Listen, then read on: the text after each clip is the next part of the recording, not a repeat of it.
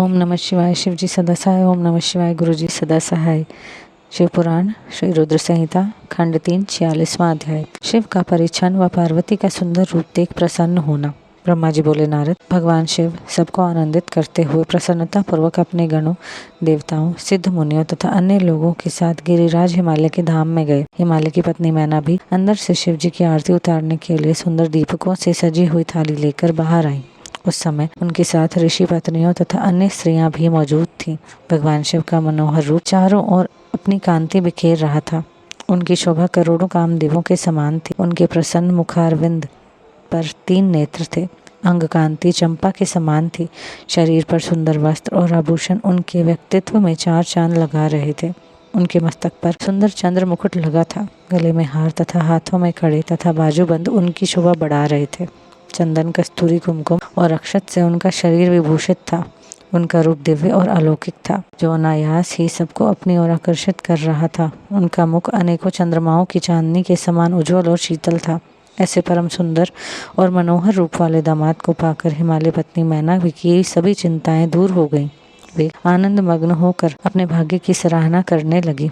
शिव जी को दामाद बनाकर स्वयं को कृतार्थ मानने लगी और अपनी पुत्री पार्वती, अपने पति हिमालय तथा अपने कुल को धन्य मानने लगी। उस समय प्रसन्नता पूर्वक शिव जी की आरती उतारने लगी। आरती उतारते हुए देवी मैना सोच रही थी कि जैसा पार्वती ने महादेव जी के बारे में बताया था, ये उससे भी अधिक सुंदर है।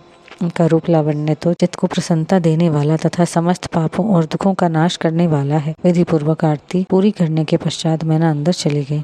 उस समय उस विवाह में पधारी युवतियों ने वर के रूप में पधारे परमेश्वर शिव के सुंदर, कल्याणकारी और मनोहारी रूप की बहुत प्रशंसा की। वे आपस में हंसी ठिठोली कर रही थी। साथ ही साथ अपनी सखी पार्वती के भाग्य की भी सराहना कर रही थी कि उसे शिवजी जैसे वर की प्राप्ति हुई है। वे मैना से कहने लगी कि हमने तो इतना सुंदर वर किसी के विवाह में भी नहीं देखा है। पार्वती धन्य है जो उसे ऐसा पति प्राप्त हो रहा है। भगवान शिव के सुंदर मनोहारी रूप के दर्शन करके सब देवताओं सहित ऋषि मुनि बहुत प्रसन्न हुए। गंधर्व भगवान शिव के यश का गान करने लगे तथा अप्सराएं प्रसन्न होकर नृत्य करने लगी। उस समय गिरिराज हिमालय के यहाँ आनंद ही आनंद था। हिमालय ने आदर पूर्वक मंगलाचार किया और मैना सहित वहाँ उपस्थित सभी नारियों ने वर का परिच्छन किया तथा घर के भीतर चली गई। तत्पश्चात महादेव जी व उनके साथ बारात में पधारे हुए सभी महानुभाव जनवासे में चले गए। तत्पश्चात साक्षात दुर्गा का अवतार देवी पार्वती कुल देवी की पूजा करने के लिए अपने कुल की स्त्रियों सहित अपने अंतपुर से बाहर आई। वहाँ जिसकी दृष्टि भी पार्वती पर पड़ी, वह उन्हें देखता ही रह गया। पार्वती की अंग कांति नीलंजन के समान थी। उनके लंबे घने और काले केश सुंदर चोटी में गुथे हुए थे। मस्तक पर कस्तूरी की बेदी के साथ सिंदूर बिंदी उनके रूप लावण्य को बढ़ा रही थी।